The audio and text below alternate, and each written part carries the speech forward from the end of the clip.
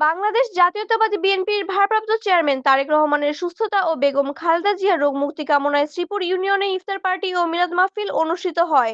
মোহাম্মদ শফিউল আলমের প্রতিবেদনে বিস্তারিত। কুমিল্লা ১৪গ্রাম উপজেলার শ্রীপুর ইউনিয়ন ৫ নং ওয়ার্ড বিএনপির সহযোগী সংগঠনের উদ্যোগে বৈগীর কলেজ মাঠ প্রাঙ্গণে ইফতার পার্টি ও মিলাদ মাহফিল অনুষ্ঠিত হয়। আপনি কি প্রবাসে গিয়ে স্বাবলম্বী হতে চান? পূর্বে বুকিংকৃত বিমানের টিকিট পরিবর্তন করতে চান, অথবা ট্যুরিস্ট ভিসার মাধ্যমে এই সুন্দর পৃথিবী ঘুরে দেখার স্বপ্ন দেখছেন? আপনার স্বপ্নকে বাস্তবায়ন করতে A to Z travels and tours আছে আপনার সাথে।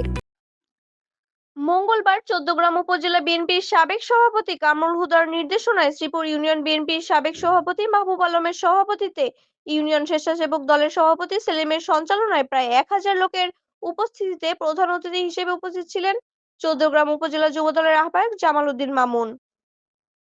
প্রধান বক্তা হিসেবে উপস্থিত ছিলেন ১৪গ্রাম উপজেলা স্বেচ্ছাসেবক দলের আহ্বায়ক খোরশেদ আলম। বিশেষ অতিথি হিসেবে উপস্থিত ছিলেন শ্রীপুর ইউনিয়ন বিএনপির যুগ্ম আহ্বায়ক AK সাজ্জাদ হোসেন, ইউনিয়ন বিএনপির আহ্বায়ক সাখাওয়াত হোসেন মিটু, ইউনিয়ন বিএনপির যুগ্ম আহ্বায়ক সাবেক ছাত্রনেতা হাজী মুজিবুর রহমান মুজিব, উপজেলা যুব দলের যুগ্ম আহ্বায়ক শহীদুল ইসলাম, বিএনপির যুগ্ম আহ্বায়ক সাংবাদিক আহসান হাবিব, যুগ্ম আহ্বায়ক মনির হোসেন, শ্রীপুর ইউনিয়ন পরিষদ panel chairman Shah Alam, Sreepur union যুব দলের আহ্বায়ক মামুন মজুমদার, যুব দলের সদস্য সচিব সুমন খন্দকার, বিএনপির যুগ্ম আহ্বায়ক নুরুল আলম, কাশীনগর ইউনিয়ন যুব দলের আহ্বায়ক আব্দুল হাসান সহ বিভিন্ন নেতৃবৃন্দ।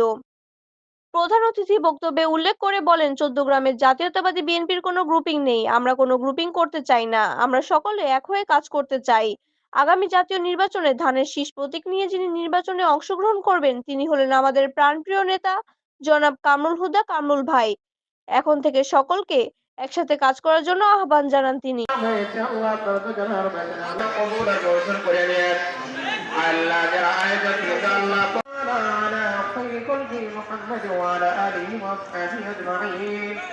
برحمتك يا أرحم الراحمين